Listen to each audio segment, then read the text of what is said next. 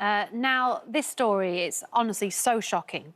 Let's go back to 2016 when Marisha Wallace burst onto the West End stage as Effie in Dreamgirls. Now, having had a hugely successful career in Broadway, this was the beginning of her big move to the UK as a West End star. It was all going so well. Going very, very well. She found a love match on a dating app, but who she thought was the man of her dreams turned out to be an absolute nightmare. She was scammed out of £60,000, a huge amount of money, it really was. Yeah.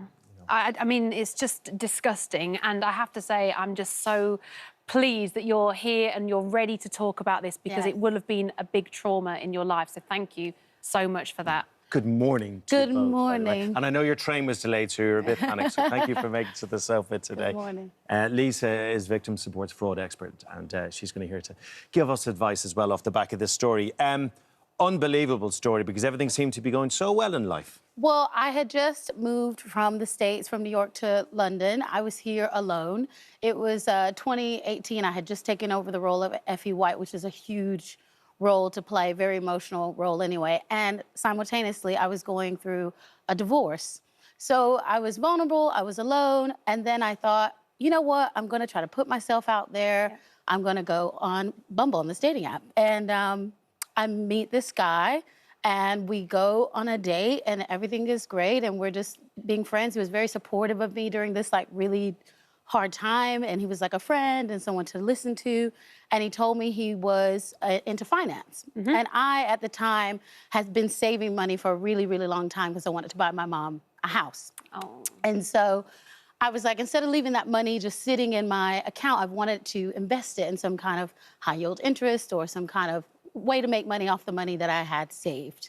And he was like, well, I'm an investment, so I'll help you. And I was like, great. And then, you know, you're building this trust. And he says, I'll send you to an account manager that I know.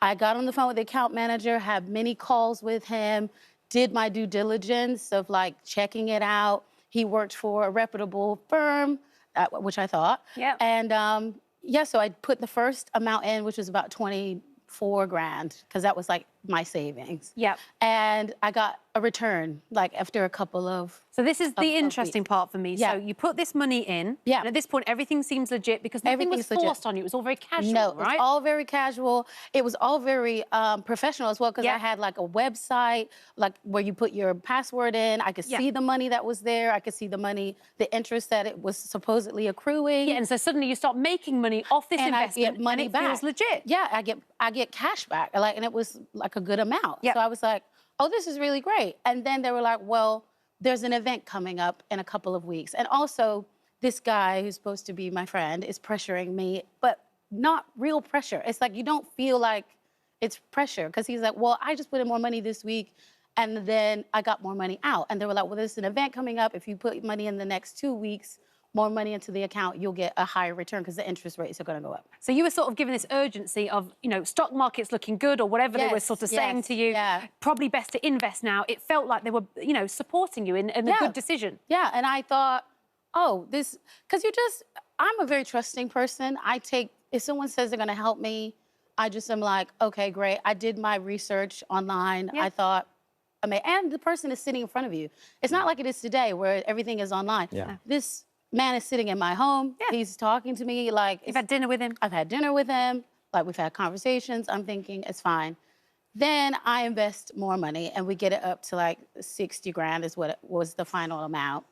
And then a couple of days later, because up to this point, anytime I called the account manager, he was right on it. Yep. Like, I'll respond.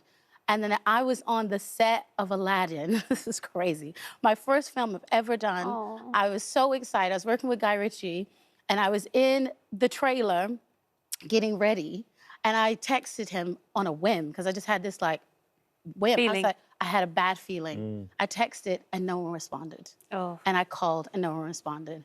And I kept calling, and no one responded. And then the runner came to get me out of my trailer. And I was literally like, I was crying. I was like, it's a scam. Like, I knew in that moment. You knew there and then? I knew instantly that it was wrong. It's a feeling. It was a feeling. Yeah. So I did the shoot the whole day. I did a show that night. And then How I did you finally do got, this? I don't know how, it was the grace of God. I don't even know how I survived any of it. Because I just had to keep performing. I just had to keep going.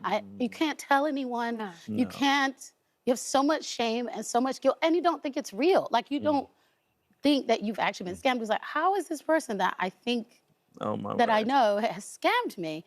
So then I finally do get back in contact with the guy who's supposedly my friend, and he is like, "Oh, no, it's fine. You know, he just, missed your call, da da da da." And then I say, "I want my money out now." Yep. I was like, "I want it out Get it now." out. And he's like, "Well, okay, well, let me get you back in contact with this guy." And then I just had to play it cool for like a couple of days so I could cipher him for more information, Yeah. because I knew it was gone, but I had to pretend like it was okay. So then I went complete detective, and I was online all night long going through like, who is this company? So then I finally called the company that he was with, and then they Realised told the me whole thing's That's it. he wasn't bogus. real. Yeah. He had a different name. The account manager was actually his brother. And you contacted the police, but then I went nothing. to the police. I had recorded conversations. I had texts. I had phone calls. I had all of the information, and nothing. They said there's nothing we can do. The difficulty here, and Lisa and Marisha talks about, being embarrassed by it. But the fact is, these scamsters are really, really good at scamming people. She shouldn't be. And I saw you kind of shaking your head there. You've heard these stories before. Well, It's all too unfortunately. common. Yeah, I mean, the figures are that fraud is 40% of, crime in this country now, and Marisha's experience, sadly, is not an isolated one. So she's taken a great deal of courage and resilience to come here today to speak about it. And we do want to reassure people that it's never your fault. You have been manipulated. So fraudsters have massive resources.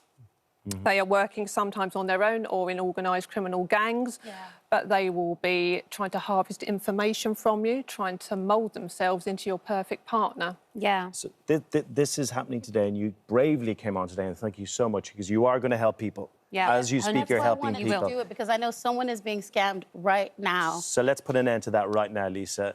Tell us what people have to do.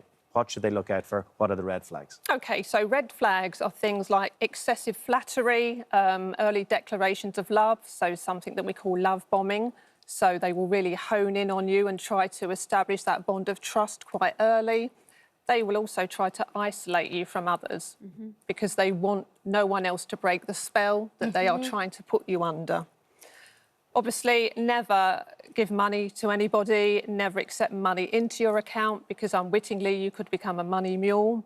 There's so many implications that unwittingly, you could be coerced by that fraudster into doing something criminal yourself. And if you're meeting through a dating app, stay on that secure messaging service for as long as possible, because they will try to take you off that platform. And I would say, speak to friends and family. Say that you've met somebody new. It's that other person looking in that might say, hang on a minute, Lisa, that doesn't feel quite right. Shall we check that person out? Yeah. Any doubts, do something about it. Yes. Absolutely. Thank you for coming in and telling your story. Honestly, Honestly, it's really important. I know it took a lot of courage. It's taken a long time to get here, but I just want people to know there's hope. Yeah. That you don't have to suffer alone. That now I'm in a really amazing relationship. I just bought my mom the house. Yes. Yes. Come on. That I wanted to buy her, and if you had told me that during that time, I would have never believed you that I could do it. You are an We have a inspiration. happy And I did ending. it. There is hope, and I would hope just people say, can see that. for Marisha, she shouldn't have had to cope alone. So victim support, if you search for our services, we will be there to help you. Yes. Come to us. So Thank victim you support, so any much. red flags, get in touch. Thank you both so been much. so You've helped a lovely. lot of people. It's an incredible story, isn't is, it? yes. Do get in touch with the right people if you're affected, We'll and we'll see see you. you after the show.